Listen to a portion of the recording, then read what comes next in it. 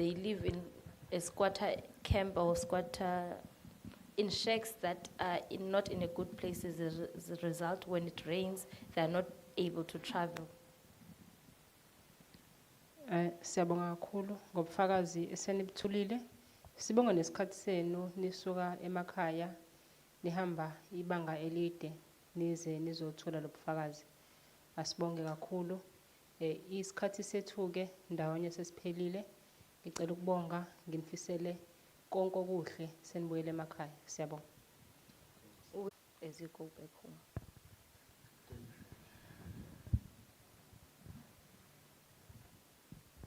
Thank you so much. You are excused. Can we just check the next participant is an online participant? And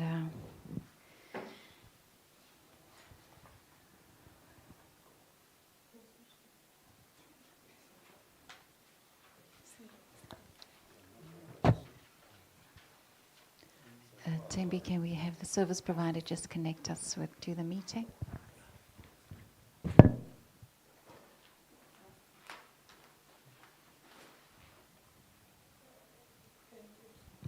Thank you so much. Mr. Kenneth Segalo.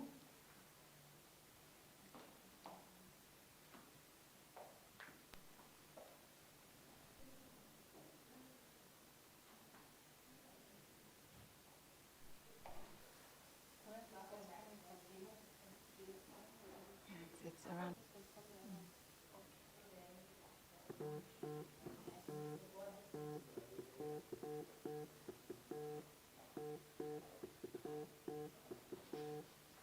I see head office has an internet issue as well, so we are.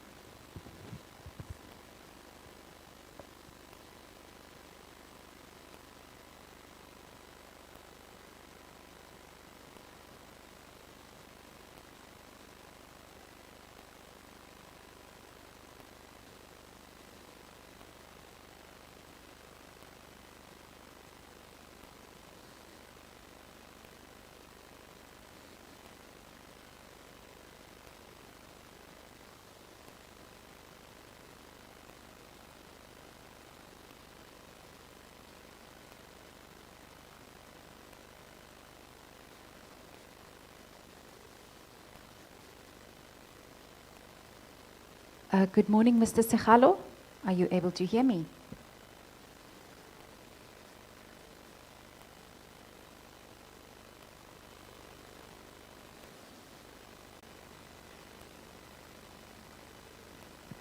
Mr. Segalo, are you able to hear us? I think you are muted.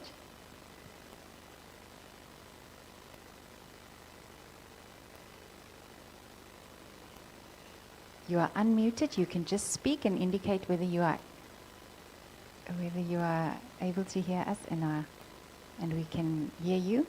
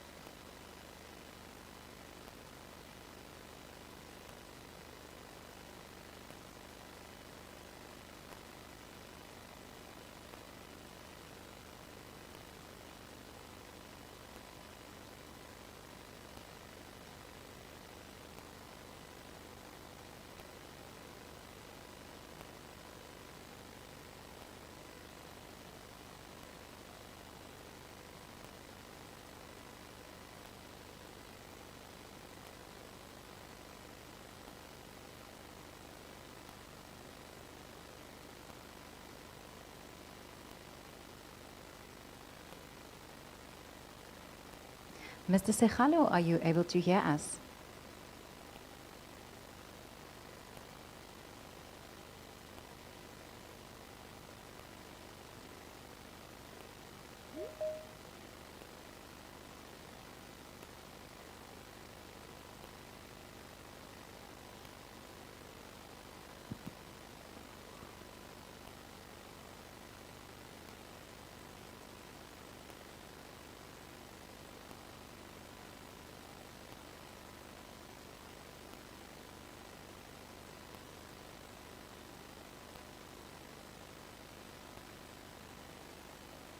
Mr. Sekhalo, are you able to hear us?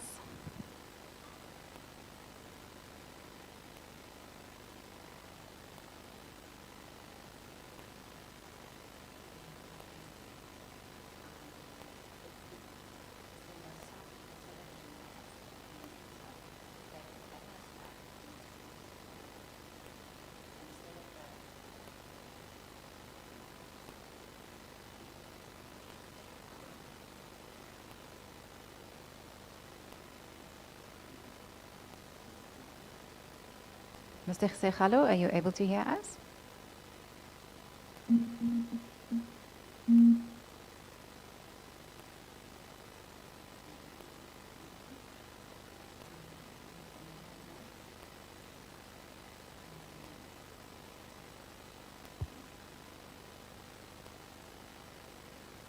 Mr. Sekhalo, can you try and speak again, perhaps? Let me try again. I can hear you loud and clear. We can hear you, Mr. Sekhalo. Can you hear me? We can hear you. That's wonderful. Thank you so much. Yes. To prevent any further delay, I'm going to hand you over to Commissioner Ntuli to administer the oath so that we can get going and hear your testimony as soon as possible. Thank you very much. Good morning, Mr. Sekhalo. How are you? I'm well, Commissioner Tuli. Welcome, and thank you so much for being with us this morning. As you are aware, I'm not in this panel alone. I'm joined by Dr. Carter, who you have just spoken with, but also Dr. Fobosi, who is on my left. And together we make up the panel for this very important inquiry into roads infrastructure in the province of the East. We appreciate you joining us as we conduct this investigation. Mr. Sekhalo, before we begin, as Dr. Carter indicated, we must conduct the administrative processes in the form of administration of oath. Do you have any objections to taking the oath this morning?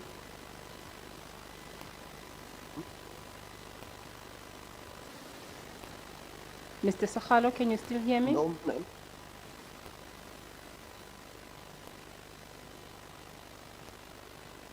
Yes, I can hear you, ma'am. No, I do not have an objection, ma'am. Can you hear me?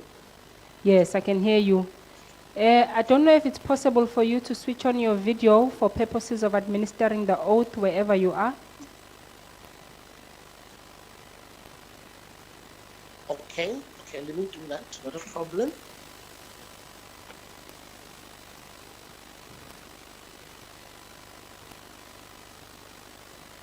Thank you very much. Yes, we can see you.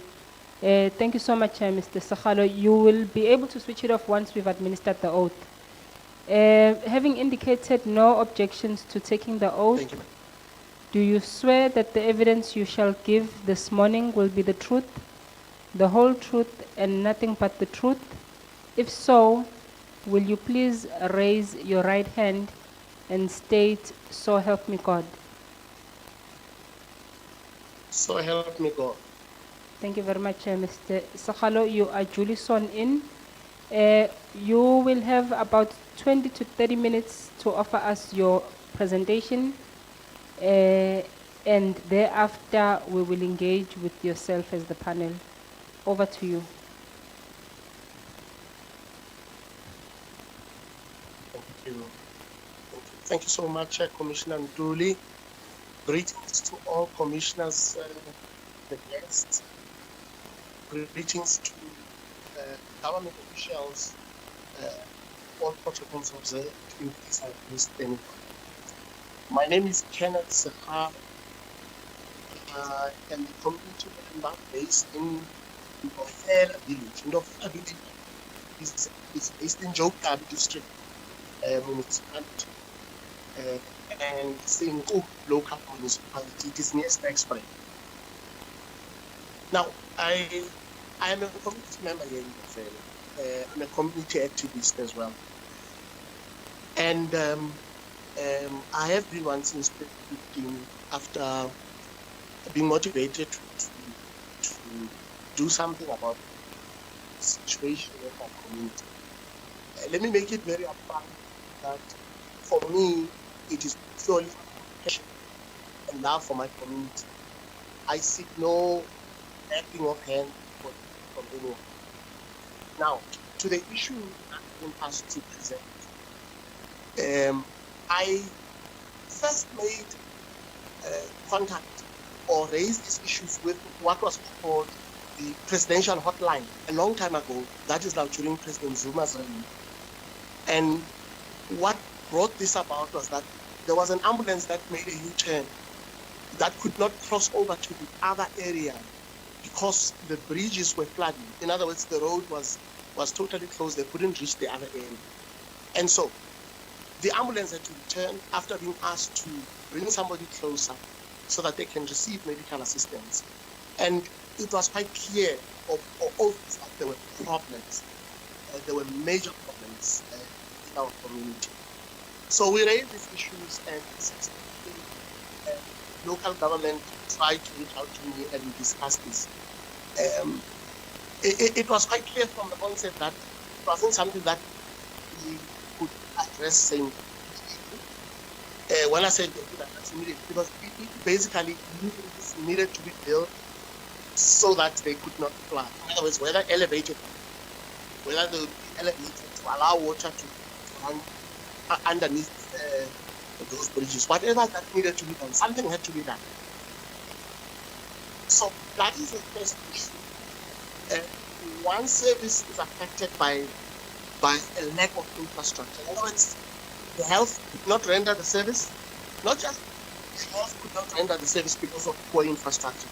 The kids as well, when it's about to, they are asked to leave early at school. People who have gone to town, when it rains, they actually have to rush back home. They won't be able to cross over to their own respective villages. Now, such is the state of the infrastructure in my village. The roads, the lack of bridges that allows access to different villages as well. Now, when I come to the roads, yes, they have been scraped recently. I am at home currently, but prior to 6 months back, it was so appalling, that at some point, even the taxi association, they also asked me to write a letter to the Department of Transport, and we actually wrote a petition to them as well to ask them to do something.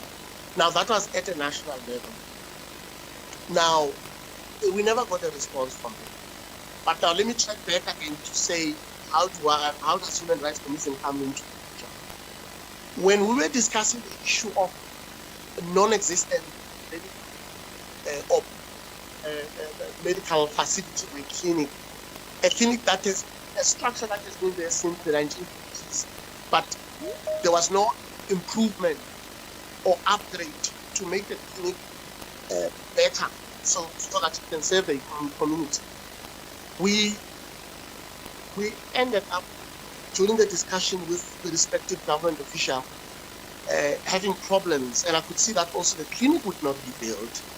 There were many other issues around that. I'll come back, I'll just an individual, I'm just giving an overview at the moment. And so from that meeting, I realized that the only option I had was to write to the Human Rights Commission and the Public Protector, of which I did. That was in October 2021. I'm earlier and so on, but I know it's before 2022. That's when I listed all these problems. And what are these problems? Let me outline them individually. I've already spoken about poor roads, which are better now, but when it comes, immediately when it rains, it's going to wash away all that temporary work that has been done. Because our roads are dusty roads. They haven't been, there's no concrete or tarred, of which we understand the limitations. I don't want to go too much into that.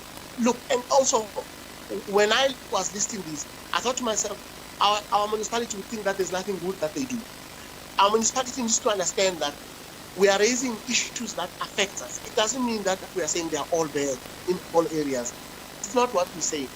But these issues that I'm about to list, the most important is that the municipalities should have addressed them because they are very pressing. There are issues that we won't be able to survive now. Let's start with the bridges. I've already mentioned the bridges, that the access bridges that links 3 villages, that links a high school and 2 more primary schools. They are not there. So when it rains, it's a problem. That's the first issue. The second issue, the issue of roads. Even if an ambulance were to take somebody on the other side, on the right side of the road, so to speak, the way the roads were so bad, it was a health hazard. It was also dangerous for the actual patient to reach the hospital. So that was the second issue with the roads. The third issue, I'm going to it slightly because I need to raise these issues, all of them. The third issue was the issue of non-supply of drinking water. This has been a chronic issue, especially now, no rains. We're feeling the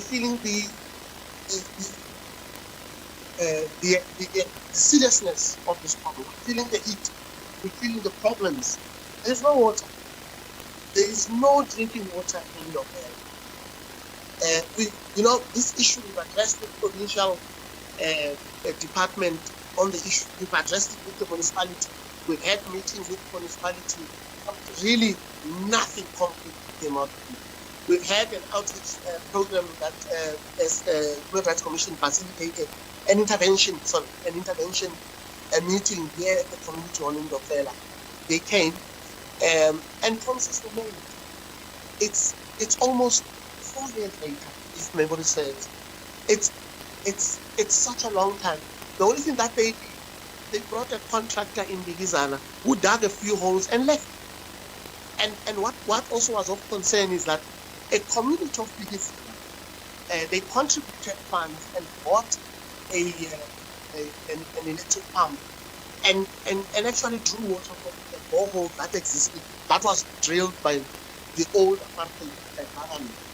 And they are using that to supply water to their community, of which I thought that was a very good model that could provide relief instantly within all these villages. But, we felt that the municipality really didn't want to take this issue seriously. And so we're still sitting with that. Over and above that, the municipality was more interested in literally ending or I'm almost tempted to say to sabotage what Bigizana has done with that borehole, so that they can all be like all of it and not have water.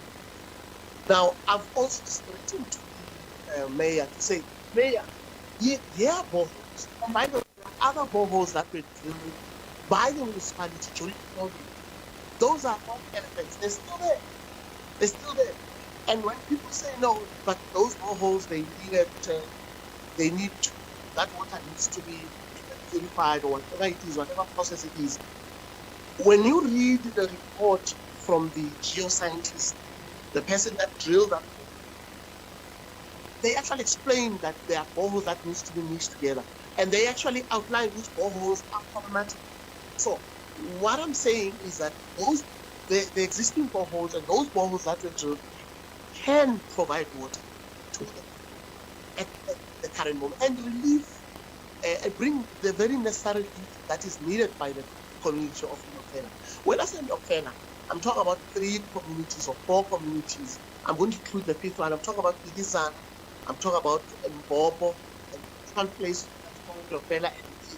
These are about 3 and 10 kilometers apart. Just to give an overview of what we talk about. And then there's a 5th one called Temeka. It's also facing the same problems that we talk about. So the issue of water could be addressed as quickly and as easily as getting those electric pumps to supply those 4 or 5 villages. There are existing boreholes. Those boreholes that have been tested, all that's required is for them to put the electric pump and supply the water. That is the second issue. The second issue I've also touched on the issue of clinic. The issue of clinic is a very heartbreaking issue. That structure was built in the 50s by the apartheid government. It has never been upgraded. The only thing that was brought are temporary structures which are called shacks. And we told that X millions were spent to those structures. And you can see the quality of work is so poor. It doesn't even deserve a million to when you evaluate what the work that has been done there. But that's a story for another day. Also, there's also a change, a local work of this that often build up at no charge or cost to the government. It looked like the interest was there.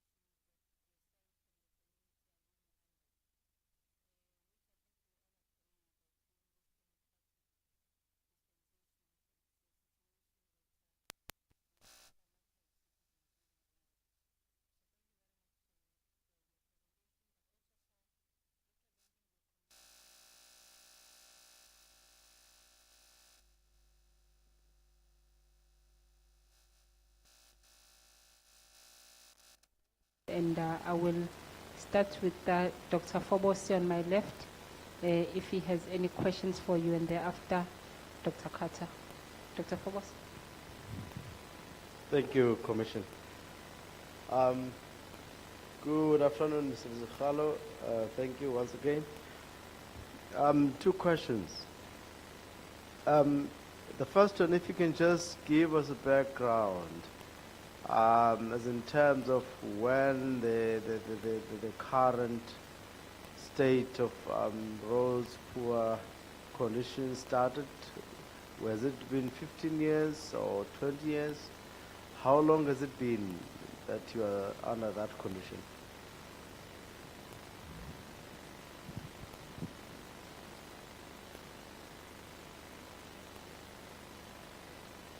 Thank you so much, Dr. Forbes. Should I respond?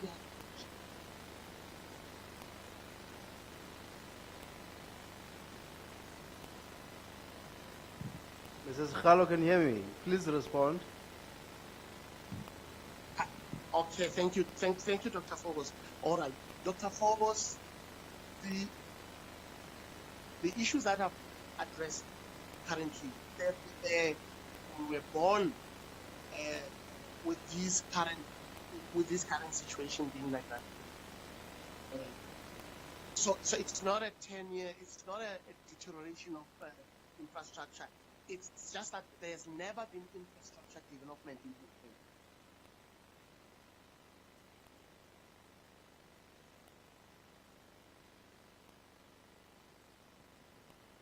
Ukraine. Thank you.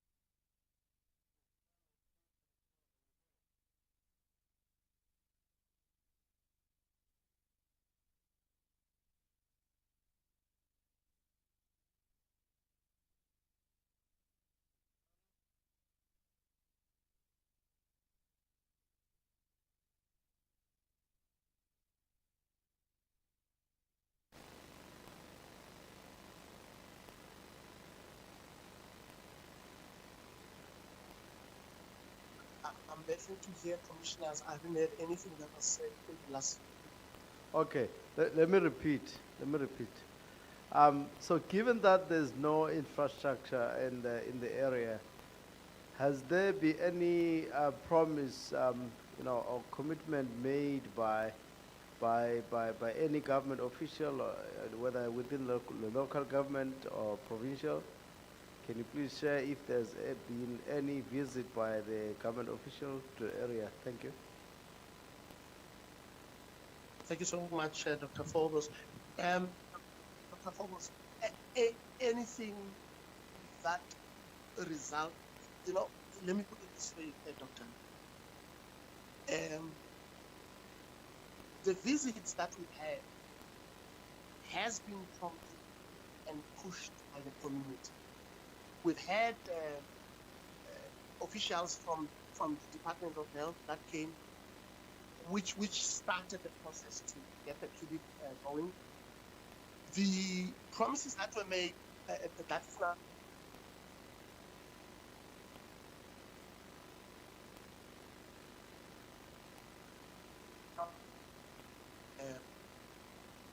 Let me go back again. I'm sorry. So, we've had officials from the National Department of Health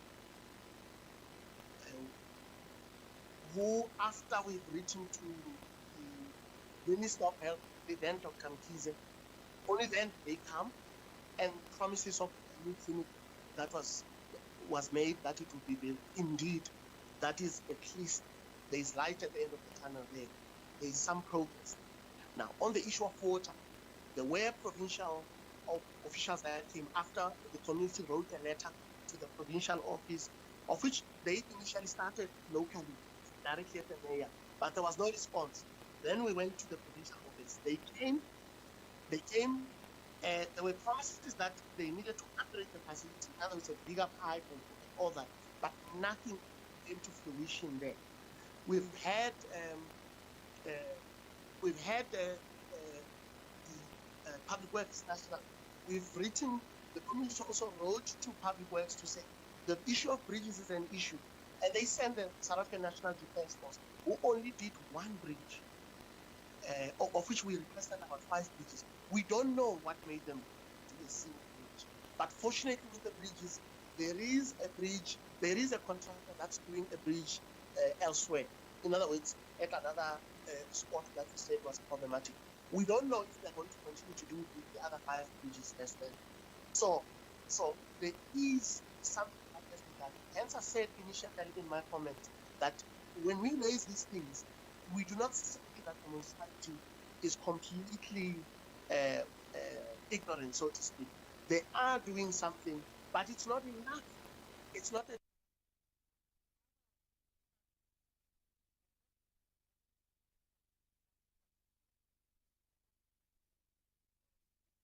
infrastructure. They keep on doing the same thing, which is scraping that dusty road, of which when the rain comes, it washes away that temporary way that has been done. So I do not know if I answered you. Thank you, Mr. Sahrc. That's very much clear. The context of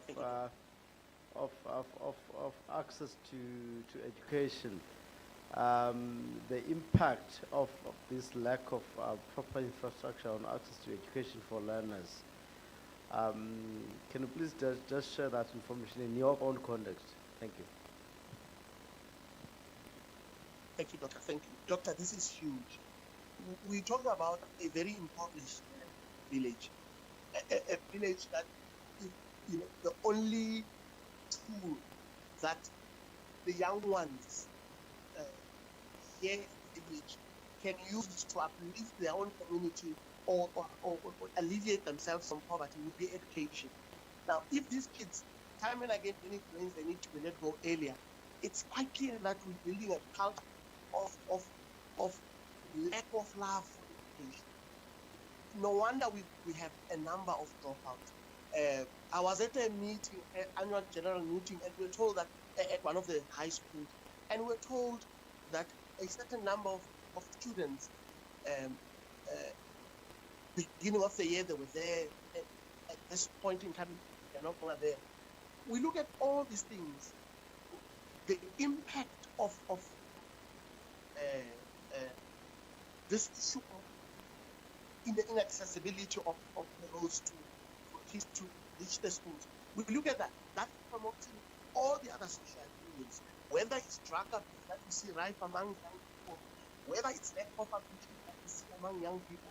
All those, I wouldn't put it past that it's linked completely or partly with what we are doing, creating this culture of and not aspiring to to have education.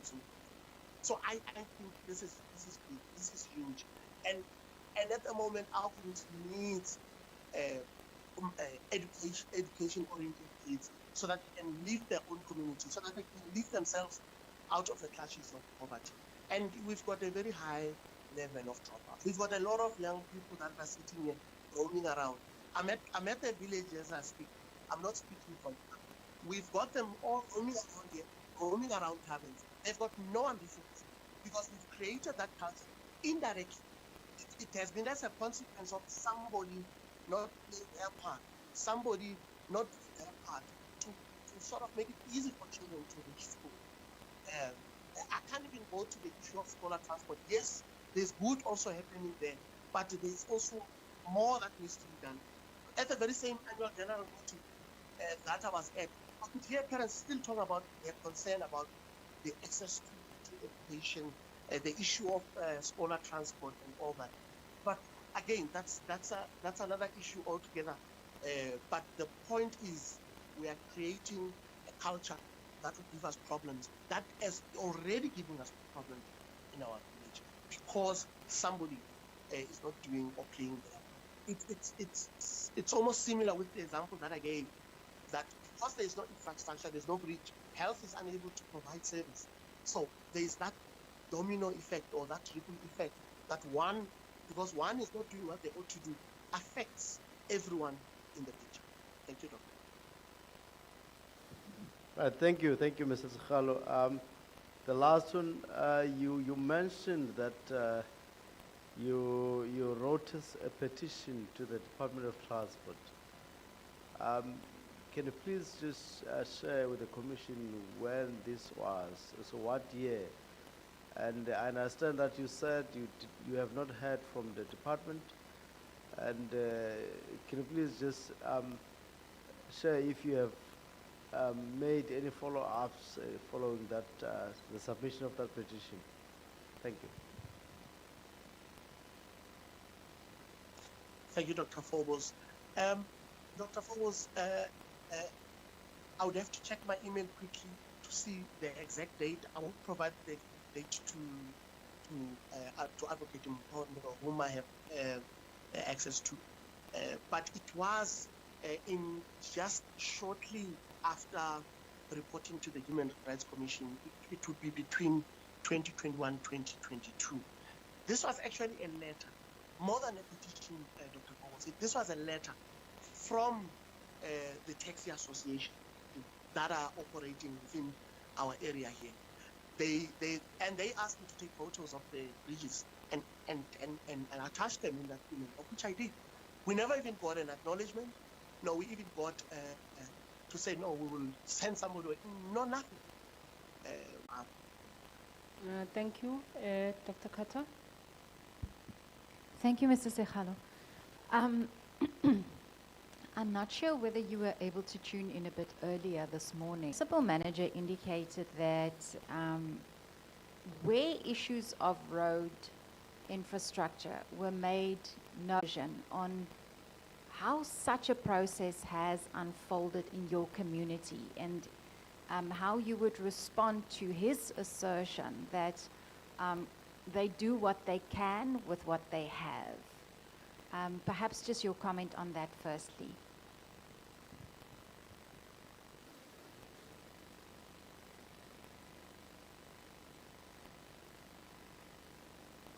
All right, Commissioner, I couldn't get the name. Kindly also repeat the question. It got broken up as we're speaking. Apologies. No problem. Can you hear me, Mr. Sekhalo? I can hear you now. Okay, perfect. So my question is, this morning, we had the MM of the district municipality here with us. And the MM indicated that the local municipalities, specifically Sahrc, would respond to concerns from members of the community when it raised road infrastructure issues, and then they would go and assist, and that they are doing what they can with what they have. So I would like your version on his version, to indicate to us what has been your experience when you raise these issues with the local municipality, infrastructure issues, so that we can perhaps have a full picture.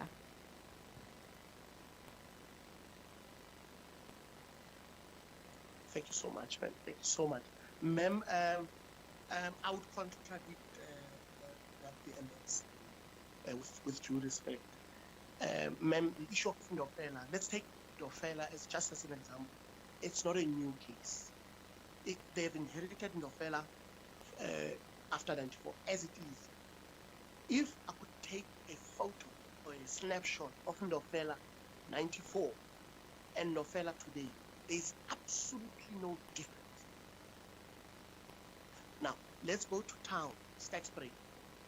If the MM, what the MM alleges or says is correct, then you wouldn't have the amount of potholes that have, there's so many potholes in town and on your way to town, on your way to Alawal North, or just before the intersection, or where the Alawal North and Lady Grey intersect. Throughout that road, the road is so bad. I'm now talking about a tarred road, of which the municipality would say, yes, at least those are villages, but we do take care of a road that has been tarred. So when he says that they would respond, I disagree completely. That even if they do, their response is so slow. Take our case, for example. We've reported the issue of bridges. We even had to leave them and go ask for assistance at national office purely because they don't respond. And that is why Public Works National Office decided to send the South African National Defence Force to build a bridge. So it was also even after a lot of pressure from us, because it's been, we drove, or we write letters time and again to the same public Department of Public Works at the National Office, and it took about a year. Well, it took about close to 5 years, because I started writing to them from 2015. So no, I disagree. I don't think the perhaps maybe he's referring to other areas, but not Ndofela, and certainly not even town, Sahrc. That are, I can't remember that road, that third road from Zastron to coming from Zastron, going to Alwal North. It's in bad shape. So how much more so are we doing this? But let me also say, recently, yes, the road has been scraped, but as I said, that is a temporary solution, because the rainy seasons are coming and they're going to wash away those roads. We're going to have the same problems of poor roads that we will have problems accessing. Thank you. Thank you, Mr. Sekgalo. My follow-up question to that is,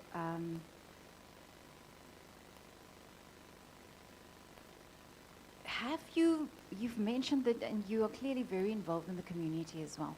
Have you ever seen any infrastructure improvement when it comes to the access roads in your community? I want you to tell me, have you ever seen any access road, a gravel road, anyone that has been tarred or surfaced in your community? That is not a provincial road perhaps, but an access road.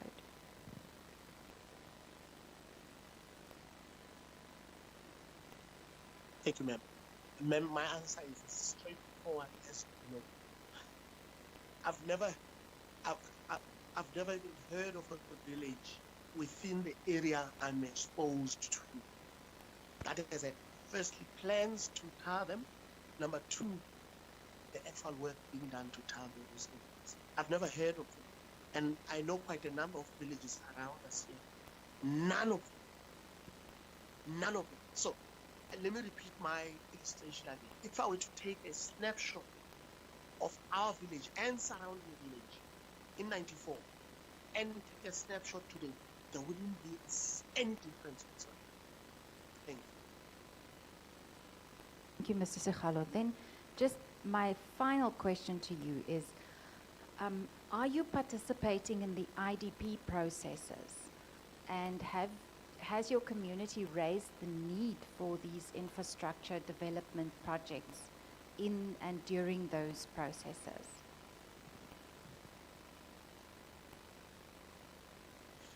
Ma'am, the biggest challenge with our village is you have old people.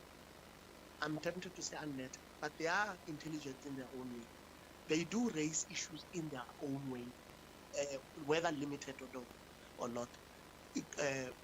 Government representatives from local government, so to speak, do come to our community hall, and these issues get raised so many times. Yes, perhaps maybe they may come with a brief of saying they want to tick the box of stakeholder engagement as far as infrastructure development plans are concerned. But I doubt if they are very specific to say this is what we're doing. This is the meaning of what we're doing. So they come there and they say, we want to hear what you're saying. This is what we want to achieve. But at the end of the day, people are also tired.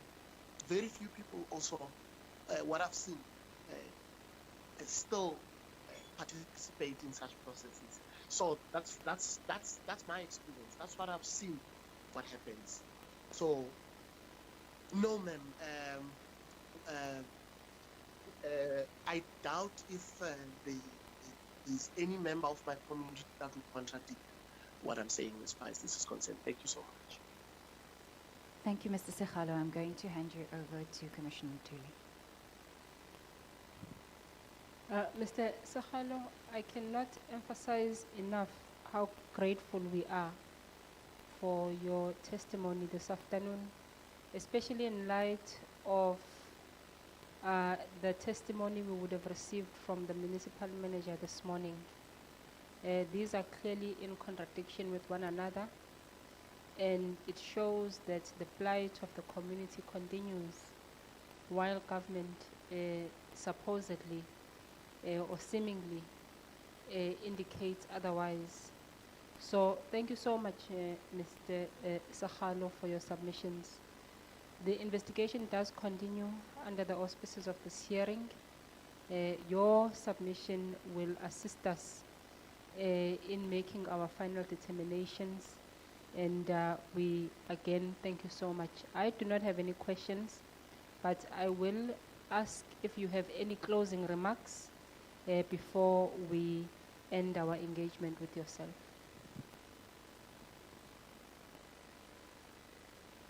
Yes, thank you very much, Commissioner Ntuli. Yes, I have very short closing remarks. It's very troubling when an expression of government, such as a local government, people who are close to the community, actually these people live amongst us. They know very well the problems we raise. For the fact that we need to raise them, for me, I find it very troubling. I find it very concerning because they are members of our community. They know that Mofela doesn't have drinking water. They know that Kemecha doesn't have drinking water. You would think that they would act proactive. And even when we report these things, you could see that I'm tempted to say the lack of professionalism does come to the fore. In other words, they personalize issues. They even demonize people that report these things, whether it's within the community or whether it's within their own structures, to say, but why do you do this? Although they don't say it to us directly, but we can perceive, we can see when people behave in a certain manner. But again, on my side, I would implore my own municipality to man up, so to speak, and to do what's right. They know what they're doing wrong. they should do what's right. And Ofela, one thing that they like to say, Commissioner, when we report these things, they would say to you, "Ayiqali ngawe," meaning you're not the first one. And they think perhaps that is a good thing to say. I think that's very embarrassing. For the fact that I'm not the only one complaining and they are aware of it, they should actually hang their heads in shame. It means that there's a lot of us that are reporting the same thing to them. So I'm urging them. I often say when I meet them that we as poor community, we don't have an option. We don't have an alternative A or B to immigrate to New Zealand, to immigrate elsewhere. We have to make things work with them. So that's why our interest is not just to fight them. This is not just to pick a fight with them. What we are doing here is to ask them to do what they ought to do, to make things work for our community, because we got nowhere else that we can run to. But again, let me thank this session or this program. Perhaps maybe something would come out of it. We urge the commissioners and the panelists to continue with their investigations and to assist Eastern Cape. Eastern Cape is riddled with problems, and it's within the government of Eastern Cape to resolve these problems. I believe it's within their powers to do so. They come from impoverished areas like ours, and they should be motivated to assist and to better their communities. But I think they seem to be unwillingness is there. Maybe perhaps that's the only thing that's needed from them, a political will or willingness. Thank you so much for the opportunity. Thank you very much for taking a call from a villager, a nobody in the village of Ndofel. Thank you so much. Thank you very much, Mr. Sakhalo, and please do keep up the good work you are doing with and for your community. With that, then we thank you very much, and you may be excused. Have a lovely day. I will now hand over to Dr. Kata to either call our next witness or indicate to us the way forward. Thank you. Thank you, Commissioner. Our next presentation is due in a little while. They are in East London. It is Councillor Sizani. They are to present at 3 o'clock, but once they arrive, we will convene. So we might then now take an early lunch and convene once Councillor Sizani from the Chris Hani District Municipality arrives. Okay, so for all intents and purposes, we are taking a lunch break now. Thank you.